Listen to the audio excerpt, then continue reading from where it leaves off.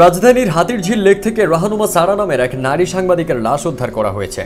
২৭ August দিবাগত রাত ১:৩০টার দিকে লেক থেকে অচেতন অবস্থায় তাকে উদ্ধার করে ঢাকা মেডিকেল কলেজ হাসপাতালের জরুরি বিভাগে নেওয়া হলে কর্তব্যরত চিকিৎসক তাকে মৃত ঘোষণা করেন। তিনি বেসরকারি টেলিভিশন জিটিভির নিউজরুম এডিটর ছিলেন। সাংবাদিক রাহানুমা সারার লাশ উদ্ধারের পর থেকে আলোচনা শুরু হয়, এটি হত্যা নাকি আত্মহত্যা। মৃত্যুর পর রাহানুমার স্বামীর ভাষ্য, তিনি পানিতে ঝাঁপ দিয়ে আত্মহত্যা করেছেন। গত ২৮ আগস্ট বিকেল ৪:৩০টার দিকে ঢাকা মেডিকেল কলেজ মর্গে রাহানুমা সারার মরদেহের ময়নাতদন্ত সম্পন্ন করা হয়। এরপর তার পরিবার মরদেহ নিয়ে যায়।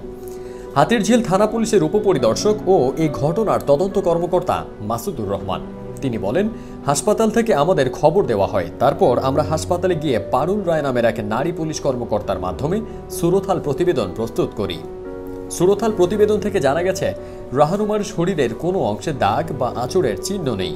চুল, কপাল ও মুখ সবই স্বাভাবিক, তবে নাক দিয়ে তরল নির্গত হচ্ছে।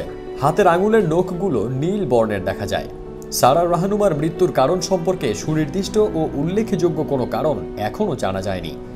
লাশ নেওয়ার সময় তার বড় বোন রাবিতা সারা গণমাধ্যমকে রাহানুমার বিয়ে সম্পর্কে তারা অবগত নন বলে জানিয়েছেন।